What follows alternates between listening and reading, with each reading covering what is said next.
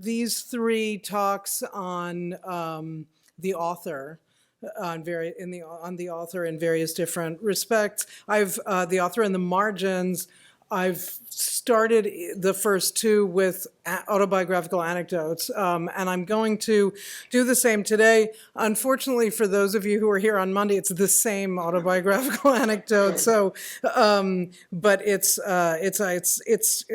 phrased a bit differently, and it's shorter. So, but I would first. So I want to make two preliminary remarks.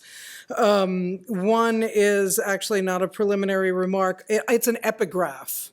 I would like to, so imagine it floating above my text. It's a quotation, it's a little passage from Walter Strauss's Proust and Literature, the Novelist as Critic from 1957, which I believe was, in fact, a version of his dissertation.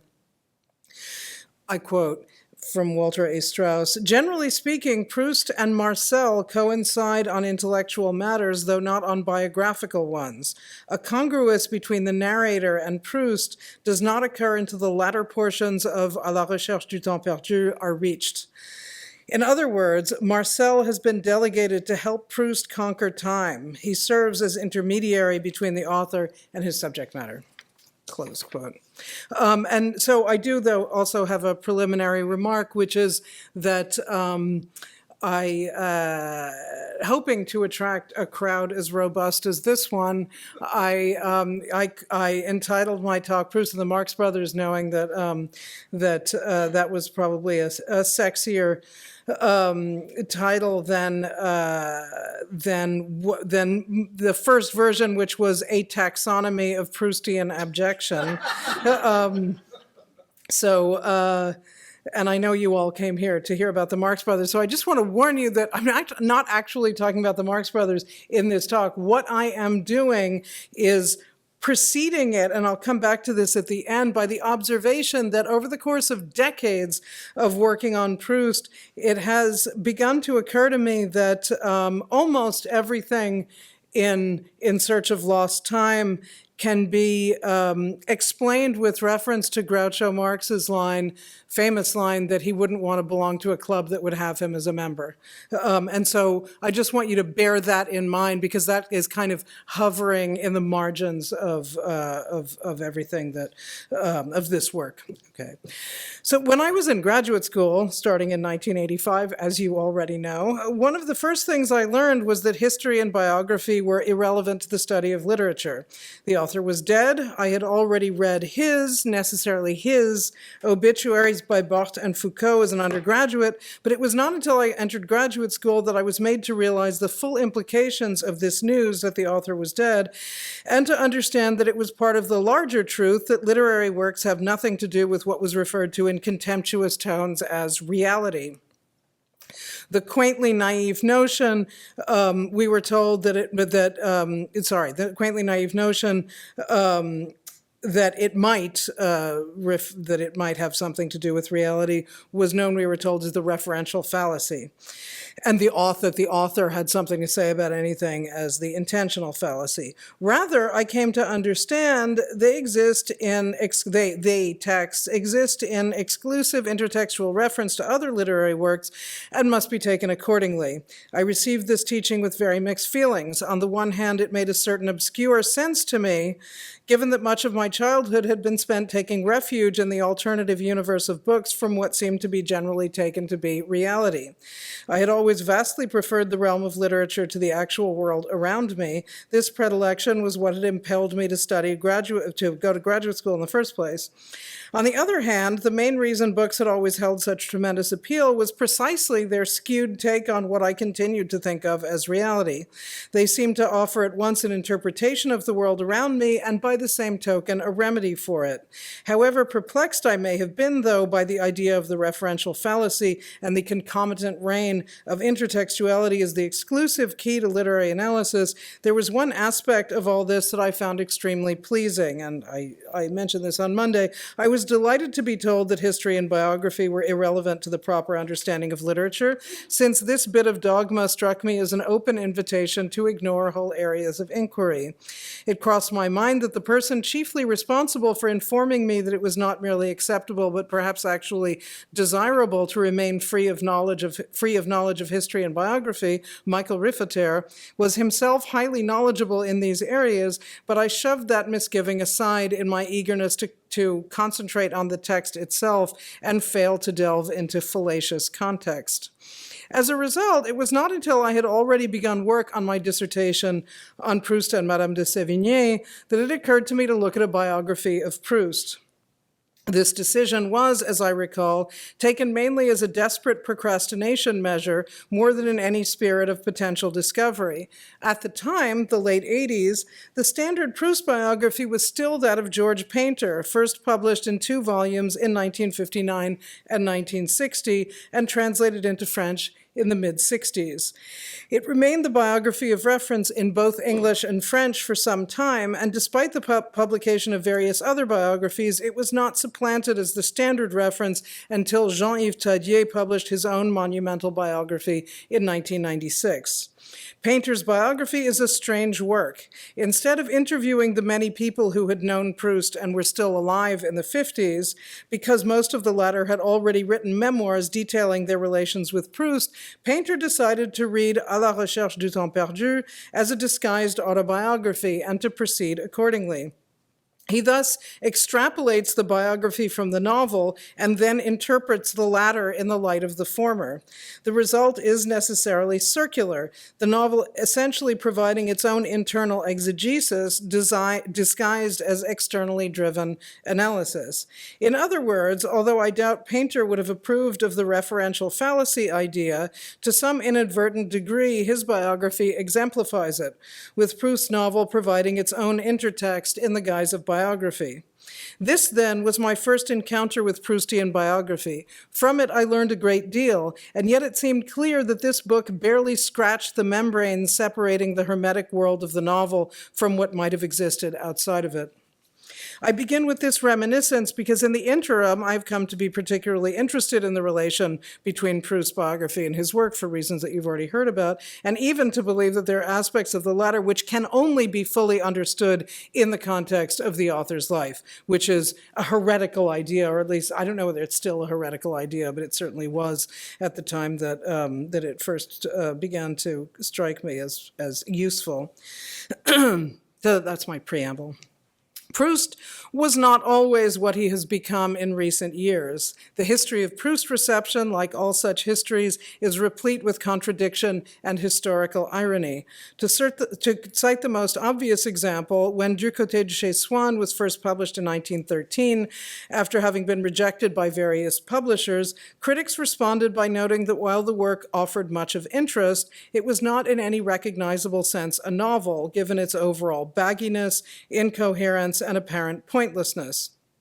That is, publishers and critics responded in much the same way students today still or again react, at least those who have not been preconditioned to regard it as a masterpiece. And this is why teaching Proust to undergraduates is extremely different from teaching Proust to graduate students. I'm not sure which I prefer. I like to teach courses that have both graduate students and undergraduates, but partly for this reason. These same qualities, of course, were to be identified retrospectively as making it into a signal work of literary modernism, itself a category that only came into being retrospectively in a process discussed in the work itself, as well as elsewhere during this period, in which the idea that great works of art create their own posterity, having necessarily been viewed as incomprehensible at the time of publication, plays a major optimistic role. And so when Du Côté de Chez Swann was first published, it was largely dismissed as something potentially interesting but deeply flawed. World War I then intervened, with the result that the 3-volume work Proust had at the time envisioned gradually turned into the monstrous epic we know today because the author spent the war enlarging on his initial conception from the inside. He added from the inside. He didn't add. He wrote the beginning and the end passages, and then inflated it from the inside for years. What had started out as a semi-autobiographical novelistic meditation on time and memory, fleshed out by meditations on social mores and arguments against the critical method of Sainte-Beuve, eventually became the now familiar 7-volume encyclopedic compendium of narrative interspersed with expository commentary. One of the byproducts of the expansion from within of Proust's work was an increasing emphasis on what was already there in the first volume and had always formed part of his plan, the depiction and theoretical treatment of a trio of abject identities: homosexuality, Jewishness, and snobbery. These subjects were foregrounded in the work from the start, although uneasily so, because they made everyone uncomfortable, including author, characters, readers, and critics. This was indeed, doubtless, to some extent, the point. Their importance in the vast design of the book as a whole has contributed, along with its overall unwieldiness, to making it at once crucial and enduringly problematic in the history of 20th century literature. Proust's depiction of the triumvirate of abject identities formed by Jewishness, homosexuality, or inversion, to use the term he prefers, and snobbery, snobisme, what he calls snobisme, elicits very different reactions in our own time, indeed almost the opposite of the initial reactions, by which I mean that they make us uncomfortable in a different way. What causes problems in our own cultural climate is the very notion of such identities as abject, at least homosexuality and Jewishness. As I discovered a few years ago when I wrote a piece on Jewishness in Proust for Philosophie magazine and had to engage in protracted negotiations over the wording because of the editor's horror at the prospect of publishing something which discussed Jewishness as an abject category, lest a particularly literal-minded reader conclude that the magazine was itself expressing anti-Semitic opinions. And I think the text was in fact killed by the magazine. I went to look it up and realized that it in fact never appeared. This odd editorial difficulty led me to realize with even greater consternation just how very problematic this problem is, both in French culture, but that's another larger can of worms, and more pertinently in terms of Proust's novel, since when the editor demanded that I qualify the phrasing so as clearly to specify abject in whose eyes, in what context, I was forced to realize that the answer to this question is not at all clear and is more multiple than one might hope. But of course, that's exactly what makes the subject interesting. I should note, lest there be any confusion, that I'm not using the term abjection in any special Lacanian or Christavan or any other kind of specific theoretical sense, but in the general literal etymological sense. Well, actually not literal, figurative, but in the etymological sense of cast off or thrown away, that is marginal and at least to some extent, by the same token, necessarily degraded. This question has led to endless attempts to depict Proust as alternatively a good Jew, with all suggestions of anti-Semitism in the novel safely attributed away from the narrator-protagonist and therefore author, or else in a spirit of provocation, a bad, that is to say, anti-Semitic Jew. As I will try to demonstrate, neither of these arguments is ultimately very convincing or helpful. Without further ado, let me say that my argument is that none of the three abject identities in Proust's novel can be entirely understood without reference to the two others. That is to say that Jewishness, homosexuality, and snobbery function as almost, but not quite entirely parallel phenomena, and that they must be taken together, the parallels between and among them, as well as the limits of those parallels, revealing more than the study of any of the three phenomena studied separately. And also, relatedly, that in fact, Proust's novel, certain aspects of Proust's novel, certain central aspects of Proust's novel can only be understood in terms of the gap between the author and his narrator. So with reference to the author's biography.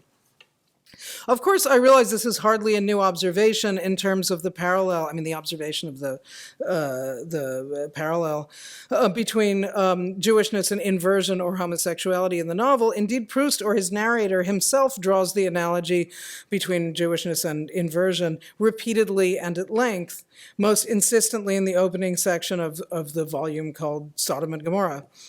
although for a long time translated as cities of the plain, so that you had to know Genesis pretty well to know what the cities were called. I'm not sure when that name was changed, but for decades it was cities of the plain. What is implicit but never stated or analyzed in the novel is the relationship between both these phenomena and snobbery. It is this, I contend, that illuminates the whole. I should, I thought I had made clear here, but I should say that when Proust uses the word snobbery, it's not what we mean. And this causes endless confusion. But when we use the word snobbery, we usually mean contempt for perceived social inferiors. That's snobbery in Proust's acceptance. I mean, it means that in French as well. But when in Proust's novel, it means upwardly aspiring obsession with the aristocracy. It's not a downwardly focused phenomenon. It's an upwardly focused aspirational preoccupation with the aristocracy is what it means. Right. In order to examine how this functions, let me start by taking a moment to state the obvious, which is often a useful exercise, at least where Proust is concerned. Actually, I think it's often a useful exercise anyway. À la recherche du temps perdu is, as we all know, a semi-autobiographical novel written by a half-Jewish homosexual and narrated by someone who resembles the author in many particulars, enough so that he is often familiarly known as Marcel, as Strauss, in fact, says. Strauss does what many commentators now and always have done, which is to refer to the author as Proust and to the narrator as Marcel. In fact, he's often familiarly known as Marcel, despite the great inconclusiveness of the textual evidence that this is, in fact, his name. He just says, like thousands of pages into the novel, he says, "So she said to me, using my first name," which, if it were to be the same as the author's, says the narrator, bizarrely enough. I mean, the narrator of a novel isn't supposed to know that he's the narrator of a novel written by someone named Marcel. If we were to, if she were to call me by the author's name, if my name were construed to be that of the author, it would mean that she said Marcel, which is it's a slim basis on which to decide that that's what he's called, but the alternative is to employ a constant periphrasis, and it's a drag, I can tell you, because I will not call him Marcel, but it's really, I can see why people do. I can see why Walter Strauss and lots of other people do. So the narrator, the protagonist, I also used to take great pains to distinguish the narrator telling the story from the protagonist, and I just got too tired to do that. So basically, generally call him the narrator. The narrator is neither Jewish nor homosexual, even as he exhibits an unusual degree of interest in and knowledge of Jewishness and homosexuality for a Catholic heterosexual who has no apparent reason for these preoccupations. It's weird. Had the narrator been Jewish or homosexual, the novel would have been almost unimaginably different. And even beyond this, it would have been received and read very differently. In addition, Proust himself was repeatedly characterized as a snob, prematurely dismissed as such by Gide, who explained to Proust that this was the reason he had not taken a serious look at Swann's Way when it was first sent to him. So Gide, among others, at the beginning of his career, and later on in various contexts, again labeled a snob. And it is significant that in the 30s and both before and after, but particularly in the 30s, this accusation of snobbery, being a snob, not snobbery, but being a snob, I mean, not just snobbery, but also just being a snob, was routinely associated with the author's Jewishness. It was seen as a racial characteristic. Let us leave aside for the moment the vexed question of whether Proust's narrator is a snob or not. I will come back to this. It's very strange. Complicating matters further is the fact that even if one assumes that the author made his narrator protagonist Gentile in order to avoid compromising the universal appeal and value of the book, which is what I'm sure Proust would have said if you'd asked him. Well, he also would have said, I'm not Jewish. And then he would have added, I'm certainly not a homosexual.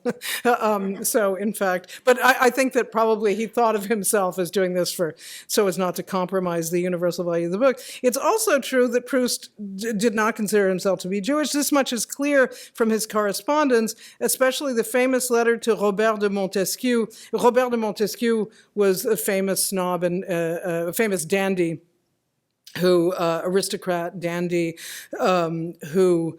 homosexual, who is generally identified as the model for the Baron de Charlus in the novel.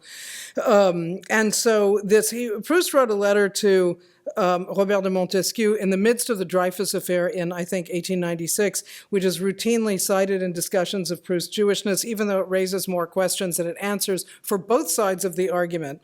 This letter suggests that Montesquieu had been baiting the young man, making strongly anti-Semitic statements in an effort to get him to either agree or object. Proust refused to respond directly, instead writing him a letter that same evening. In it, he writes that he avoided responding during their conversation. So he gets home and he writes this letter saying, I know that you thought it was weird that I wouldn't respond directly, but he avoided responding during their conversation because he did not want to embarrass his interlocutor or put him in an awkward position. Which is ridiculous, of course. Montesquieu was trying to put him in an awkward position. But that so Proust wants to explain his earlier reticence, and he does so in the following way. Although he himself is a Catholic like his father and brother, Proust writes, his mother is Jewish, with the result that he is not free to have the opinions he might otherwise have held. And he doesn't say what those were, but it's obvious. In other words, he implies that only his mother's Jewishness prevents him from expressing anti-Semitic views. The novel contains, of course, two prominent Jewish characters, Swann and Bloch. Swann is the good Jew, that is to say, discreet, assimilated, in fact, barely a Jew at all. His family has been converted for generations. He has a Protestant grandmother, except that when push comes to shove during the Dreyfus affair, his heritage asserts itself in a rather noble way, and he seems to mutate into something like an Old Testament prophet, along the way converting the novel's most virulent anti-Semites into Dreyfusards. And Bloch is the bad Jew, that is to say, not only the Jew of anti-Semitic stereotypes, but himself a purveyor as well as an exemplar of such stereotypes. So he's just incarnates absolutely everything that has everything negative that has ever been said about Jews. He's vulgar, ambitious, pretentious, and unscrupulous, and also anti-Semitic, the exemplary Jewish parvenu. When he finally succeeds in launching his career as a successful playwright, he changes his name to Jacques Durosier, which sonorous aristocratic name recalls the Rue des Rosiers, center of the traditional Jewish quarter of Paris, thus inadvertently advertising what it is meant to conceal. Bloch's change of name is reminiscent of the old joke about the Jewish immigrant Monsieur Katzmann, who decides to translate his name into French in order to assimilate, as a result becoming Monsieur Shalom. So it's a good joke, I think. So Shalom Katzmann. We first meet Bloch in Combray, the first section of the first volume, when he is invited to visit the protagonist's family and makes himself unwelcome by his ostentatiously peculiar behavior. Among other things, this passage introduces the Jewish theme in the novel, and as it does so, it establishes beyond any doubt that the protagonist's family is Gentile. Let us remember that much is made of the grandfather's suspicion that the hero's school friends are Jewish, I mean, he seems to find this funny, and his the grandfather's unerring ability to identify Jews even before he has met them, and even when their names are not Bloch but Dumont. So impeccable French name. The narrator is quick to absolve his grandfather of anti-Semitism, pointing out that he has nothing against Jews per se, as evidenced by the fact that his friend Swann is Jewish. This scene, though, does not make very much sense, since the sort of obsessive preoccupation with identifying Jews displayed by the grandfather is characteristic not of the casual anti-Semitism that was the rule rather than the exception among French Catholics during this period, but rather of two distinct groups, Jews on the one hand, and on the other, virulent anti-Semites of the variety to which we are told the grandfather does not belong. I would argue that the novel's portrayal of the Jewish question lacks both coherence and verisimilitude, and that it is compromised from the start by being the product of the author's ultimately unsuccessful attempt to imagine what it would be like to be simply Gentile, not Jewish at all, rather than a Catholic with a Jewish mother. And I should say that in fact, if you look in I mean, at risk of going, I'll try to keep this short, but if you look at the early versions of that scene, you find that he does a whole bunch of versions of this scene in an effort to try to make the grandfather not look too anti-Semitic, in fact. And I think that to a certain extent, the character of Bloch was invented so as to be the butt of the grandfather's Jew spotting, because in fact, in early versions of the scene, it's Swann who's the butt of the grandfather's sort of would-be casual anti-Semitism. But the thing is that, as I said, I think that this passage is the result of the author's unsuccessful attempt to imagine what it would be like to be not to be a Jew at all, rather than to be a Catholic with a Jewish mother.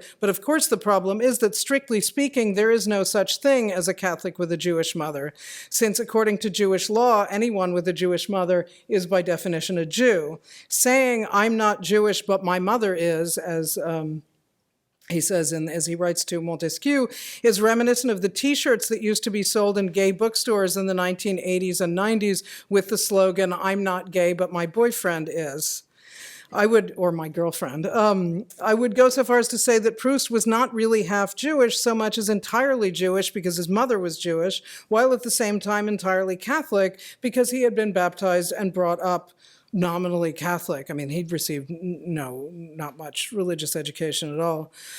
Hence the confusion about the subject in the passage I've alluded to and in the novel as a whole. Because as Swann and Bloch seem to realize, but the author himself not entirely to grasp, even as he repeatedly hammers home the lesson in his work, it is not the individual who decides whether or not he is Jewish. The world decides. And whatever the individual may say or feel or write, the world always prevails. And of course, the world, Proust didn't live long enough. Proust died 20 years too early to discover that the world would have given him that lesson if he had not. It's a lesson that he includes in his work, but does not seem to have grasped himself. Notre personnalité sociale est une création de la pensée des autres. Our social personality is a creation of the thought of others, as the narrator observes early on and continues observing in different contexts over the course of 3,000 pages. This is really something that he observes over and over and over again in different contexts. It's also significant that in the novel, Jewishness seems always to run through the paternal line. There are a number of half-Jewish characters, notably Gilberte Swann, daughter of Swann, and Bloch's daughter as well, both of whom change their names to obscure their origins, but there is none with a Jewish mother and a Catholic father, which of course wouldn't necessitate a change of name. So there's no one who has the author's identity in the work. With this in mind, let us now turn to the depiction of inversion. Like Jewishness, inversion entails recognition and disavowal. Like Jews, inverts are keenly and even primarily interested in identifying others of their ilk and have an infallible ability to do so. Also, like Jews, at least bad Jews like Gluck, they tend to make comments denigrating their own group in an apparent effort to dissociate themselves from it, with varying but always ultimately unsuccessful results. The narrator observes in the opening section of Sodom and Gomorrah, or Cities of the Plain if you prefer, that if God had sent 2 Sodomites instead of the 2 angels charged with guard duty at the gates of Sodom in Genesis, they would have caught all the duplicitous fake heterosexuals trying to escape on the pretext of having wives and numerous children, and this logic bears a certain resemblance to the grandfather's unerring ability to spot Jews among the young hero's school friends, even those with the most impeccable of French names. There, of course, the parallelism begins to break down, since Sodomites are a race in metaphor only. He uses the metaphor, the chosen race, the cursed race. There is no equivalent among inverts of a name like Gluck's or his matte skin or hooked nose. Instead, inverts give themselves away by telltale mannerisms, such as the manner in which Strauss says that he prefers la fraisette, so strawberry. I don't even know what la fraisette is, some strawberry beverage, to orangeade. And yet there is, just the way he says it marks him as an invert, according to the narrator. And yet there is still a strong resemblance between the ways both groups tend to protest too much, their inevitably revealing overcompensation. Gluck's choice of pseudonym is thus roughly equivalent to Charlus's stern disapproval of the slightest effeminacy in young men, until, like Swan transformed into a Hebrew sage at the end of his life, the Baron's veneer of uncompromising virility is eventually shown to conceal a heart of pure fraisette. The real breakdown in the analogy between Jewishness and inversion in the novel consists in the fact that while the violent denunciation of inversion is confined to inverts themselves, and indeed one of the ways we learn to identify inverts is by the vehemence of their homophobia, extreme anti-Semitism is not, even in the briefly semi-exceptional case of Gluck, an index of Jewishness. Oh, I'll come back to this in a moment. I'll not linger further over the analogy between Jews and inverts, since the novel itself explores the parallels explicitly and at length. But the limited parallelism between the chosen race and the accursed race is not the only discernible point of contact between the two groups in the novel. It is also pertinent that Charlus, the chief representative of Sodom, is also the book's most extreme and unrepentant anti-Semite. He manages, in fact, to be so hyperbolically anti-Semitic that he does not consider Captain Dreyfus, guilty because his views on racial purity are such that he does not believe it possible for a Jew to betray France, since by definition he cannot be French. At most, says the Baron, he may be guilty of having violated the laws of hospitality. But beyond this reactionary political sense, which in fact comes from the notorious book from the 1880s or 90s by Edouard Drummond called La France Juive, it's just lifted straight out of that. Beyond this reactionary political stance, Charlus's anti-Semitism seems to be intimately tied to his sexuality. Indeed, we discover that it is not just ideological, but turns out to be inherently erotic as well, as he begins spouting deranged fantasies about having Gluck, who is consistently described as being handsome, but at this point, Charlus does not even know what he looks like. The fantasy stemming purely from the knowledge that the young man is Jewish, by having Gluck beat up his parents, notably his, quote, old camel, close quote, vieux chameau, of a mother, for the Baron's entertainment. To this insane delirium, the protagonist responds that it would not be possible, as Madame Gluck is dead. Even at this point, Charlus does not express remorse or respect, but merely regrets that because she is dead, the scene cannot take place. Unsurprisingly, discussions of Proust and the Jewish question tend not to linger over this episode, which is hard to fit into the attempt to figure Proust as anything resembling a good Jew, unless, of course, one tries to read it simply as a hyperbolic expression of the evils of anti-Semitism, which has been done.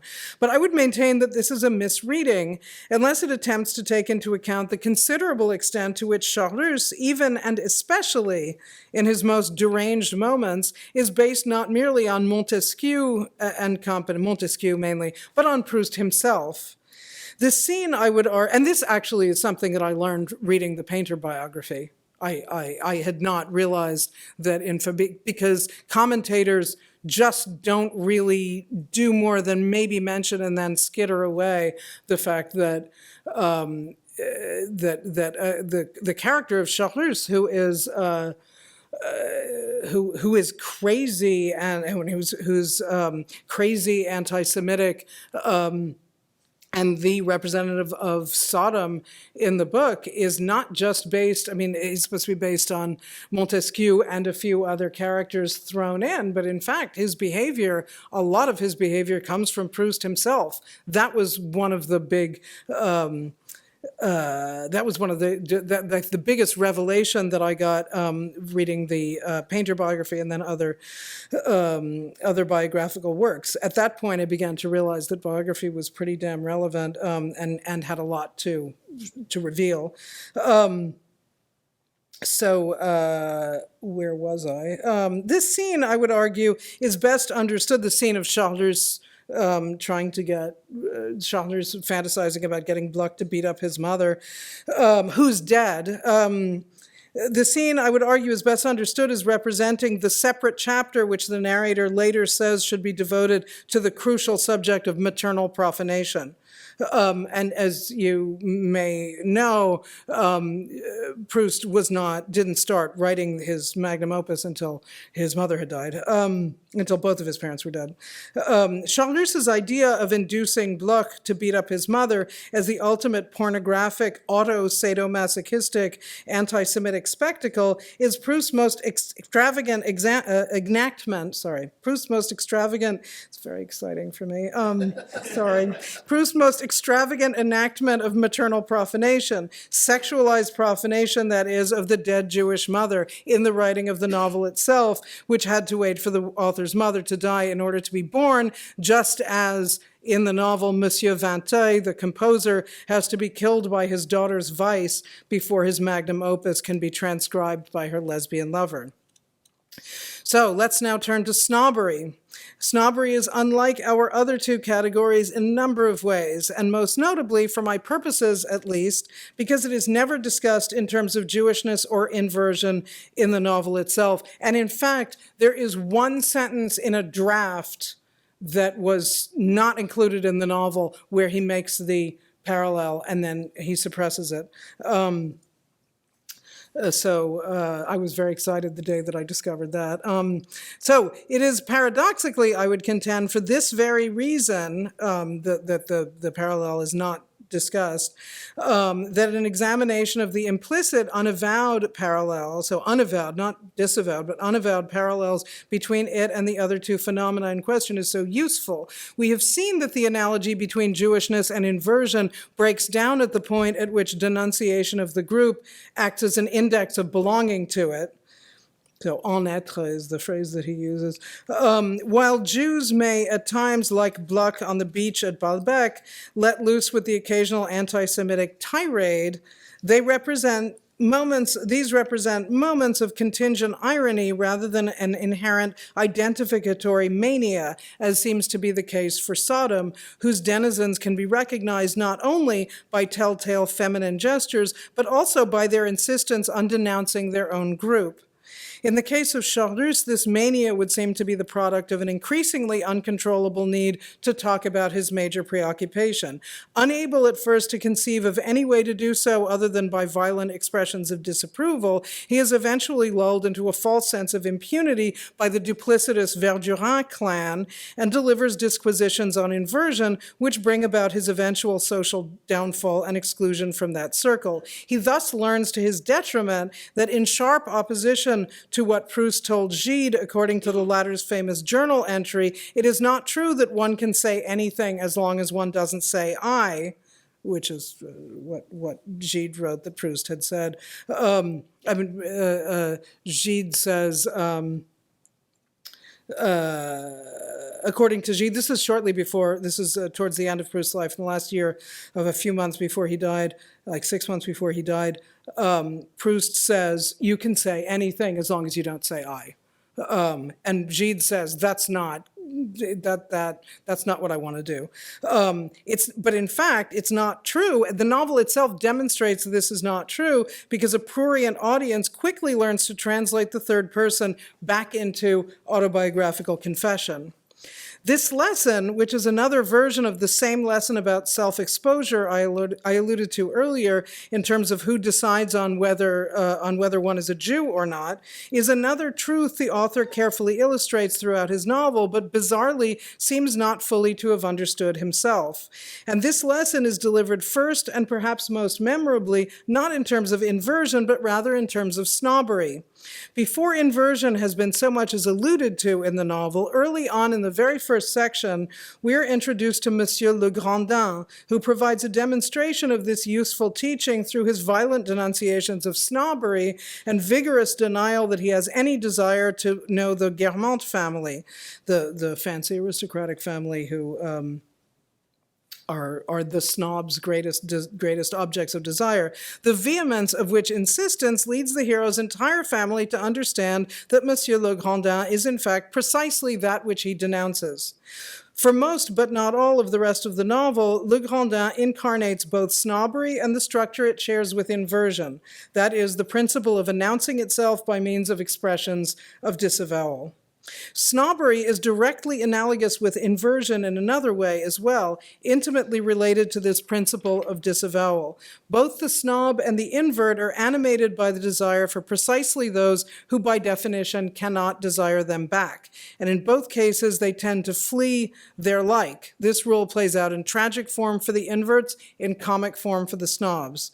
Thus, the natural object of the invert's desire is the very sort of man who can never reciprocate. That is, the heterosexual man. The invert's desires structurally exclude his fellow inverts. This is why Proust prefers the term inversion over homosexuality, because homosexuality means sexual desire for sexuality tending to take as object one's like, the homo part. The snob is similarly doomed to frustration since his social desire is similarly directed toward those least likely to give him the time of day. Just as the object of the invert's most ardent erotic desire is a real, that is to say, heterosexual man, the snob wants above all to have social intercourse with a real aristocrat, a Guermantes, that is, the sort of person guaranteed to be most repelled by the attentions of a snob. And just as inverts avoid other inverts out of both externalized self-revulsion and fear of social contagion, so do snobs exhibit suspicion and revulsion in the presence of other snobs. We see this at work in the encounters the narrator's encounters with Bloch and Le Grandin and encounters between those two at Madame Verdurin's salon in the Côté de Guermantes volume. And let us not forget that at a number of junctures, both Bloch and Le Grandin, the former openly and the latter by implication, accuse the hero of being a snob. He never responds directly to these accusations. At one point, he notes that if he had wanted to be nasty, he could have told Bloch that if he were really a snob, he wouldn't be talking to him. Thus, the narrator at once raises the idea that he himself is a snob and dispels it by implication. On the one hand, if a keen negative interest in snobbery is the infallible mark of a snob, our narrator cannot help being implicated by the preoccupations of his narrative. On the other hand, he exerts himself, as when he tells us but not Bloch, that if he were really a snob, they would not be friends, in an ostentatiously discreet, if discretion can be ostentatious, as indeed here it manages to be, but shouldn't really, but in an ostentatiously discreet display of non-snobbery. In a novel in which everything has the tendency to collapse into its opposite, this is, of course, a dangerous game. But snobbery is unlike both inversion and Jewishness in that both the latter are depicted as binary. One is either an invert or not, as one is either Jewish or not, even despite the nuanced gradations of Jewishness among the characters. Whereas but of course the point is that Proust came down on the not a Jew side of this, whereas there seem to exist endless shades of snobbery, as is made clear when all the members of the hero's family respond differently to Le Grandin's efforts to avoid giving them a letter of introduction to his sister, who has married a minor aristocrat. Only the grandmother, and to a slightly lesser extent the mother, are truly strangers to snobbery, because they're presented as entirely altruistic, indeed entirely allocentric. Thus the novel, because they're women, right? They're just totally invested in their men. They're boys. Thus, the novel is able to vacillate incoherently between presenting snobbery as a binarism and as a vast scale of gradations. This incoherence is never resolved because snobbery is never theorized as inversion and Jewishness are, and the parallelisms between or among the three abject identities are never analyzed or alluded to in any explicit manner, except, as I said, in that one sentence that was not included in the novel. Snobbery, I would therefore say, because it is left untheorized and because its depiction is unstable, acts like something of a negative wild card. Unlike the two other abject identities, snobbery is beyond redemption, truly abject. This is obviously not true of Jewishness, which may be abject in the wider culture, excuse me, but is nonetheless a source of positive identification and pride within the group itself.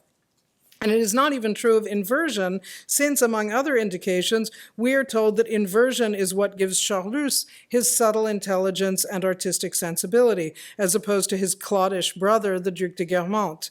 In other words, it may make him crazy, but at least he's not stupid and boring. Snobbery, in contrast, is the only truly abject identity in the novel, in the sense that it is repudiated by everyone, redeemed by no one. Nor has this changed much since 1913. There will doubtless never be a snob pride parade. What's more, the negative wildcard effect operates on absolutely all levels. When Le Côté de Guermantes came out in 1921, the reliably ferocious and highly influential critic Paul Soudet of the newspaper Le Temps wrote a review in which he termed the volume, so Le Côté de Guermantes is the volume, is the social, it's great. I think, it's my favorite volume. Because of the snobbery quotient is highest in that novel. So Paul Soudet wrote a review in which he termed the volume an epic of snobbery, adding that while he understood that the narrator was not identical to the author, he nonetheless resembled him like a brother. Moreover, Soudet went on to point out that the protagonist's infatuation with the Duchesse de Guermantes was implausible as depicted, reading as the expression of social rather than erotic desire. This last must have especially rankled, carrying as it did not only an emphasis on snobbery, but also a certain implicit questioning of the narrator's heterosexual bona fides. In any case, Proust was enraged by the article, and he responded by writing a letter to Soudet in which he refuted the charge of snobbery with great and lengthy indignation. How could the critic possibly imagine, he wrote, that, listen to this logic, it's really amazing. How could Soudet possibly imagine that he, the author, Proust, could possibly be accused of snobbery, given that he had known the likes of the Duchesse de Guermantes all his life? Which wasn't true. It's not true, but that's what he wrote. I mean, aside from anything else, that's actually not true. But so how could he possibly be accused of snobbery given that he had known the likes of the Duchesse de Guermantes all his life? Now, that sentence itself is very snobbish. However, this is just an illustration of what Proust means by snobbery, because if you've hung out with the Guermantes all your life, you can't be a snob because you're already in a high circle, is the implication. So that logic holds, but first of all, it's not true that he had known that it wasn't true. Okay, he then went on to refute the idea that the novel could fairly be described as snobbish with the following remarkably twisted piece of logic. He wrote, deliberately decided to depict snobbery from the inside, because in the past there had been failed attempts to write novels about snobbery, failed because they were written by snobs, who, in order to deny that they were snobs, in order to try to deny that they were snobs, depicted snobbery from the outside with ironic detachment. Are you following this? It's really amazing. Proust, had therefore innovated but he actually writes this in a number of letters, but the letter to Soudet is the most astonishingly unclear version of this. Proust, had therefore innovated Proust, not a snob, had therefore innovated by depicting snobbery from the inside precisely because he was not, in fact, a snob. The novel was about snobbery, but by that very token was not itself snobbish. It was not because he was a snob. I'm sorry. It was because he was not a snob that he had been able to write a novel so convincingly depicting snobbery from the inside, he wrote to Soudet. In other words, Proust, the author, responds to the charge of snobbery by implicating his narrator as a snob, in terms not unlike those in which the narrator himself responds to Bloch's charge of snobbery. If I were in fact a snob, I wouldn't be consorting with snobs. This Hall of Mirrors effect, which is echoed in much less tortured form in the novel's depictions of Jewishness and inversion, is what makes snobbery such an elusive and telling subject. And as if this were all not vertiginous enough, Proust's insistence in his response to Soudet that he cannot be a snob because he has known Duchesse de Guermantes all his life itself finds an echo in the book.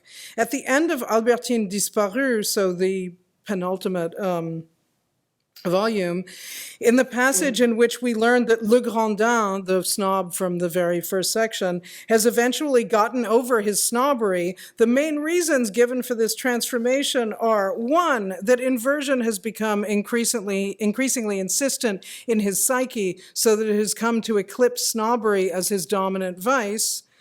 And two, because apparently you can't really be both fully at the same time. And two, now that he has for some years actually come to frequent the Guermantes and has therefore for some time no longer been prey to the consuming desire to know them, he has at length succumbed to the illusion that he has known them all his life. Exactly what Proust protests in his letter to Soudet, maintaining that he's not a snob. So it's like Proust puts all of his life lessons into his book and then doesn't understand them himself. It's extremely strange. I mean, there are many, many strange things about this book, but I think that's just the very weirdest. And so that's basically what I want to say. So this is why I think that the book cannot be fully understood.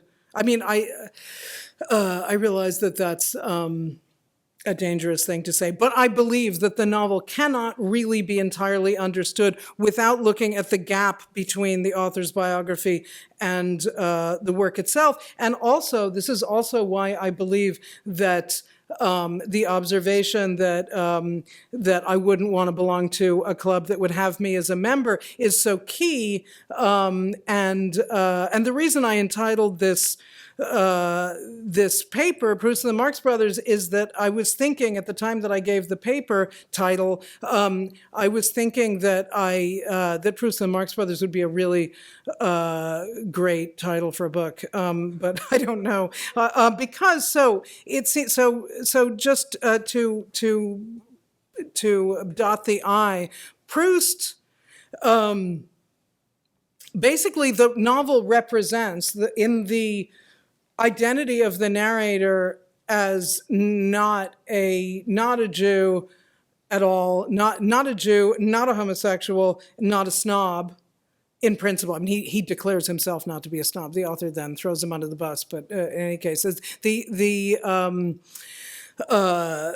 narrator writing a novel, a semi-autobiographical novel in which the narrator does not belong to the abject social categories that the author kind of does, disavowedly, is Proust's gesture of belonging to a club that would not have him as a member, in fact. But once he does that structure of wanting to belong to a club that wouldn't have you, of not wanting to belong to a club that would have you as a member, just pops up all over the place, because in fact the novel itself represents Proust's attempt to get around it, and therefore it's just all about it.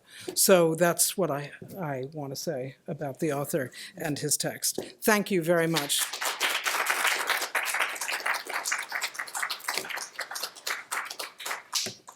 Well, thank you.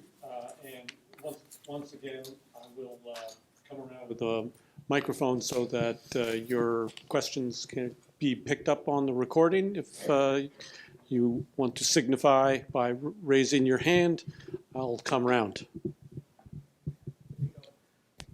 That was terrific. Thank you. Thank you. I have a question about what might be the correlation between, I'll call it authorial impersonation and snobbery in all of this, because, and I'm reaching from my own area of expertise, which is the 18th century British novel.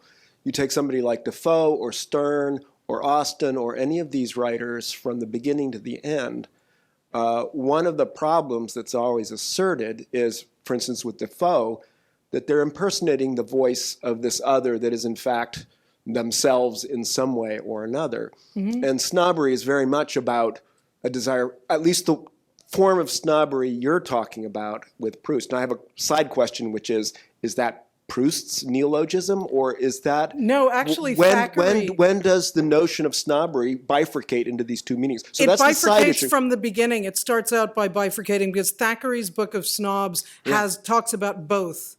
He says there are two. He actually, incredibly enough, says, I incarnate both of them, as I recall. But, I mean, he actually claims himself to be a snob. But God, he's a funny guy, you know. But yeah, he actually talks about these two meanings in the beginning. And so that's like 1857, I think. I think at first it was published in Punch, so like mid 19th century, but I think like mid 1850s. So, and that was the side issue, but the primary issue That's the one I can answer. Okay, well, and so maybe it's an unanswerable question, but Proust is to some extent in the act of impersonating a narrator who he's differentiating himself perhaps from, but also being, is in a sense occupying the space of the snob as you're attributing that meaning to. And so I'm just wondering if there is some way in which notions of snobbery are about invention in that way. Oh, wait, I thought I knew what your question was, but now I'm not so sure. Can you repeat that? I'm sorry. So I guess basically I'm asking, is the act of authorial impersonation in Proust, in all of its complexity, aligned in certain ways with, I suppose, his attitude towards snobbery, but the whole method of snobbery to some extent as a form of desiring. Of upward aspiration, yeah. You mean? Oh, yeah, totally. Yes, so the answer is yes. Yes, it is. But you started out to ask something about the author, like the use of the first person, right? And the thing is that I've been thinking about, because unfortunately you weren't here on Monday when or possibly fortunately for me, you weren't here on Monday when I attempted to grapple with the 18th century British novel's place in the history of the author figure. But one thing so I've been sort of mulling this over all week, and it does occur to me, I mean, Proust started out writing a third-person novel, which never really gelled, and then this thing took off when he fully embraced the first person. But the thing is that the first person, I mean, what I talked about on Monday was Balzac's use of the first person, like the author telling his story. I mean, that tradition that comes from Fielding, and it's much more robust in the British tradition. But what is remarkable to me that I never really noticed, because of course you go to graduate school in French and you only read French stuff. And so as I've tried to patch my education together since then, I realized to what extent the French novel does not have a robust first-person tradition the way the English novel does. And so when Proust decides to do this, there isn't that much of a French... I mean, the kind of sort of Jane Eyre, David Copperfield the autobiographical novel, in the sense of the novel that imitates an autobiography, that doesn't, I mean, is is, I'm trying to remember Dominique and I'm looking at Christine. Yeah, and what's the other one? What's the Benjamin Constant, Adolphe? Are those a first person? I can't.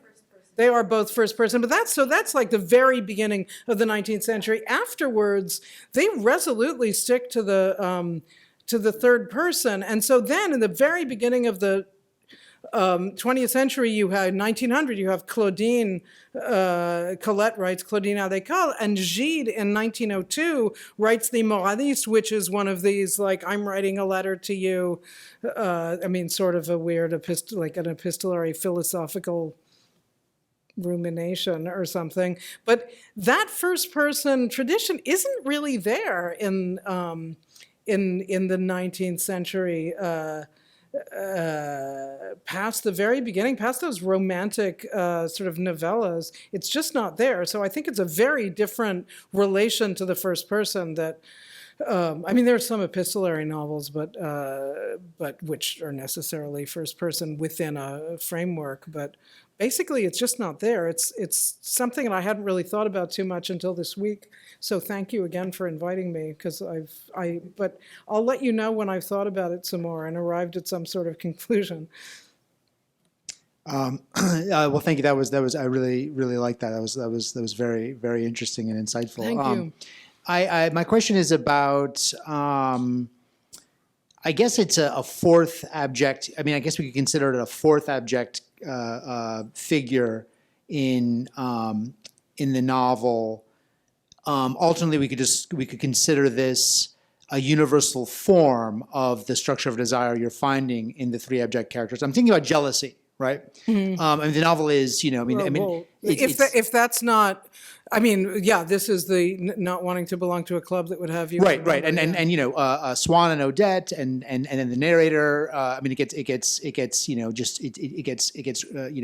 iterated incessantly throughout the novel, and so I'm wondering with jealousy, the thing the way jealousy is depicted is that it is. A Catholic heterosexual French person can be just as seized by it and just as abjected by it and made foolish by it as a Jew or as Swann or Charlus. And so I'm wondering what role does jealousy as this impulse or this structure of desire detachable from these abject social identities, what relationship does jealousy have to those identities? That's a really interesting question. I don't know, but I do know that jealousy is figured as a useful, a frustrating, I mean, basically love is jealousy in the novel, right? And so jealousy is useful, the narrator tells us, because first of all, it's the only reason anyone's interested in anyone else, in other people's interiority. It's a form of intellection, and so it's actually a really useful intellectual exercise because eventually it'll lead to writing your novel that you can't write. And that's why jealousy is good, is fruitful, because for the following reason. He says jealousy is useful because it forces you to confront the fact that there's no real communication between people. Friendship is a waste of time, he says, because friendship, you waste your time in conversation and when you should be at home contemplating contemplating the futility of human endeavor and gazing into your own soul. Because everything really what counts is gazing into your own soul, which is also, which has its sexual, the Proustian sexuality is entirely masturbatory. The relation to the other is always illusory, and jealousy is useful because it teaches you that you can never know anyone else, and it's an exercise. It's like a spiritual exercise that throws you back into your own solipsistic, into the knowledge that you're all you've got. And so jealousy is, I guess I'm not really answering your question because I'm not sure what relation it has to those abject identities, because for him, that's the only way, it's universal. I mean, he seems to sort of dimly grasp that, that not everyone functions this way, but everyone does function this way, basically, in the novel. Also, there's a really interesting book by a guy named Emmanuel Berle, who was the founding editor of the magazine Marianne in France. He was when he was much younger than Proust, and he was fighting in World War I, and someone gave him a copy of Proust's work, and he wrote a fan letter to Proust, and Proust was really excited about the idea of having this young man in the trenches. Emmanuel Berle was also very good looking. When he got out of the army, he went and visited Proust, and they became very good friends for 3 weeks until. And Proust acted, Emmanuel Berle recounts this in a book called Sylvia, which is a sort of weird memoir published in the 50s. And he says he has these arguments with Proust about the nature of love. And he said, and it's fascinating because, for one thing, during the course of their interactions, Proust acts exactly like Charles, exactly the way he depicts Charles as acting with the narrator in the novel. But they have these arguments about love because Berle is trying to marry this young woman named the eponymous Sylvia.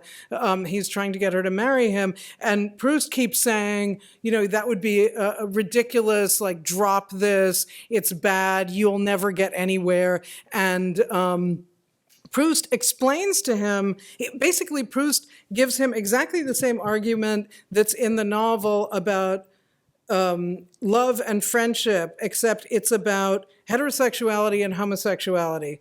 Heterosexuality playing the role that's taken by friendship in the novel. That is to say, he says the great thing about homosexuality is that the reason that homosexuality is superior to heterosexuality, and Berle is like, but I like girls, but so he tries to feel homosexual, but he can't. It's a great book. It's very weird. But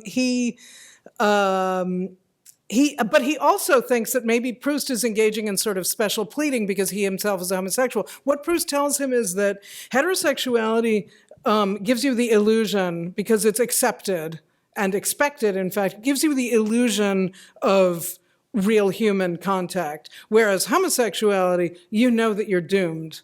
And so that's why it's useful. And so it's just like jealousy and love and friendship in the novel. So, I mean, I think for him, that's just a universal condition.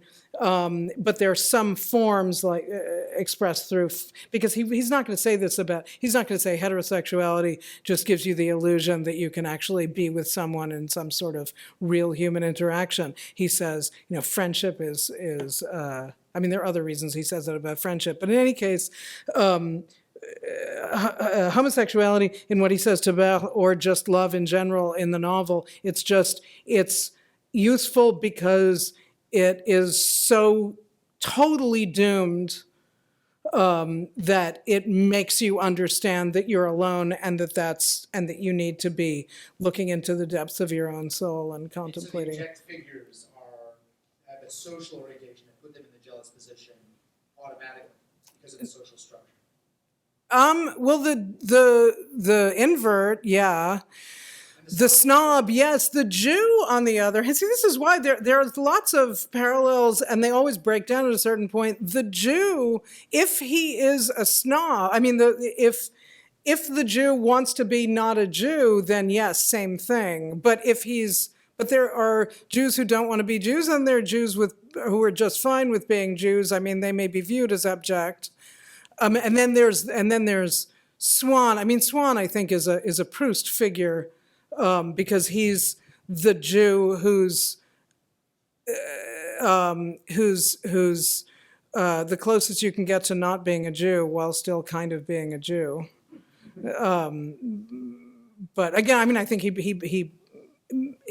puts Gluck there because Swann had basically stopped being Jewish, really. But yeah, those other. So yes, I see the point to your question. Yeah, the jealousy is the way the basic structure gets enacted by everyone. Yes, that's a great question. Yeah. Well, I think we might.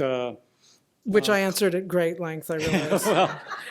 Well, on that note, well, it's not as if Proust never answered anything at great length. Yeah, well. So, but we might then. I was supposed to be talking about Proust, right? Not like channeling him. That requires you to be Proustian. It does. I mean, let's face it. Like, I started reading that and I thought, oh my God, I can't believe this exists. That's why I went to graduate school. I started reading him at 19 and I was just like, I can't believe this. I can't not believe this exists. I will need to find a way to spend the rest of my life doing nothing but reading this. And I have. Well, that would be a really good title for a book on Proust. I can't believe this exists. But we can believe that we had a great week, and please join me in thanking Professor Ladenson, and thank you all too. Thank you. Thank you very. I would really like to extend my most heartfelt thanks to Maggie Kaminsky, to Peter Knox, to Christine Cano, to Athena Vredos, to all of the people who have been so tremendously, to Christine Cano's class, and to there are so many people who have been so welcoming. It's really been delightful. Thank you so much for inviting me.